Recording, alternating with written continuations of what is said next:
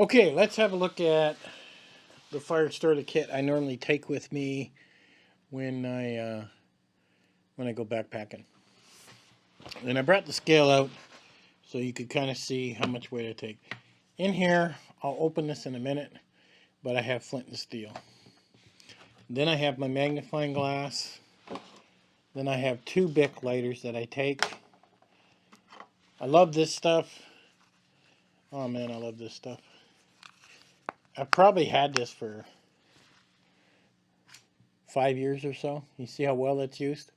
I fluff it up a little bit. I hit it with the ferro rod and it lights right away. I slide it underneath the fire and it catches every time. It's like foolproof. I love that stuff. And then of course we have our cotton balls. And it says here 13.5 ounces with, oh, I forgot this. That's my char cloth. So actually I'm 15 ounces. So almost a pound is what I'm carrying in fire stuff. So let me show you how all this works out. I'll get rid of the scale.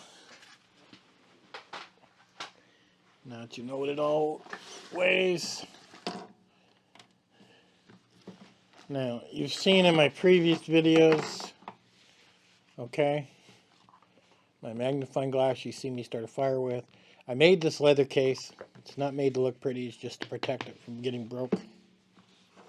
Okay, inside this container I've always had, this is what I put my char cloth in, and I take a piece out. That's probably enough char cloth for a good week, if not more. I do take a few cotton balls. There is a tiny bit of Vaseline on, not much. There's a couple pieces of fat wood in there in case I decide to play with it. I can add more Vaseline to this because in my medical kit, there is Vaseline that I can put on there if I need more of an accelerant. I take 2 of these. I really don't use Bics all that often. I should remove the safety mechanisms and pop them off. I'll probably do that since I got them out. But, you know, in case one breaks or one stops working, a Bic is always pretty dependable. But I never really use them. They're like the last thing I go to. I prefer to play around. You know, play around with the magnifying glass. Now, Flint and Steel, I don't use it all that often, every now and then. I actually made this case myself, if I can get it open. There we go. So inside here I have, you know, my flint. This is jute twine that I can get a spark going in. And that's my steel. And that all stays inside this little box, nice and complete. So I know where it is. Now rocks ain't light, neither is steel. So that definitely jumps your weight up quite a bit. So I keep it inside its own case. I run an elastic around it just so it don't pop open inside my pack. And of course you see me use my ferro rod, which is this here. This is my Bart Rubber knife. I love this knife. Oh, I love this knife. This thing, I tell you, I don't sharpen this thing but maybe once a year, if that. This thing holds an edge is just unbelievable. I love this pine cone look to it. And my ferro rod, like I said, I made it myself. I bought the pine cone off eBay, and then I drilled a hole and put epoxy in, shoved the ferro rod into it, and made it to match, basically. This is a light I have attached to my ferro rod. Okay. That thing's pretty cool. A miniature compass. Now, I carry a really good compass on me at all times, but, you know, if my pack gets away from me, because my knife is always on my side, then I still have a compass, I still have a way to start a fire, I still have some light.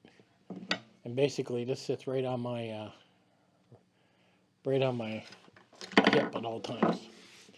I started carrying the pocket bellows, where you extend it and you blow through it. I've used it a couple times. I'm still unsure about it. Like normally I'm just laying on my side, and normally I just blow on it like you see me do in my other videos. I'm trying to use it more. So this way I could be lazy and sit in my chair and blow on it. But it does have a little bit of weight to it. So I'm kind of messing with this a little bit. And this is about a pound 1 ounce. Okay. And that's pretty much my my entire layout for my fire kit. And it's never let me down. Flint and steel I don't use that often, but you have to understand with flint and steel. Flint and steel never runs out. I mean, even that little rock I carry, if I lose it, just start walking along the bank, start hitting the rocks with the steel. If one sparks, you got another one. I mean, it's not hard to find another rock that sparks. And you'll never run out of starting a fire with that, ever. Okay? Char cloth with flint and steel is awesome. Fiberglass, magnifying glass with char cloth is awesome. This here is Light My Fire. Now, this is amazing, like I said. Can I get this off of there? Just had it off of there. There we go. So literally, you know, this stuff is something else. It really is. It takes a little bit to kind of fluff it up. And I've had this now for, heck if I know, 4 years. And you can see, I've used it over and over and over. So let's see if that goes. And then normally what I do is I just hit it with my ferro rod.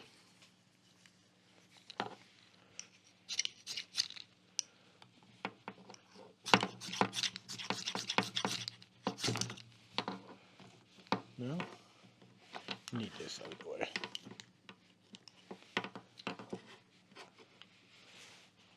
You want to get a spark right down in there.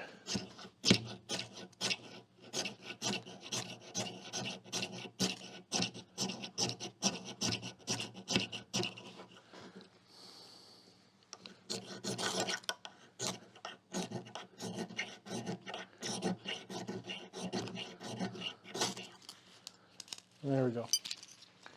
I just scrape some off in there and then hit it and light it and it goes. Now look at that. That's like running a candle, right? Is what that's running. You put that underneath the fire, underneath your branches, whatever you got, and it's a guaranteed start every time. See that? Very hard to blow out in windy days too.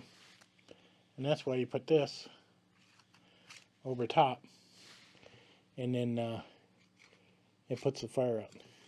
But if you notice, still got a ton of it. I mean, this stuff is really cool.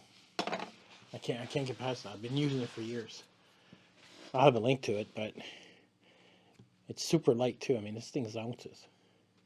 So you got this with ferro rod, you're going to start every time.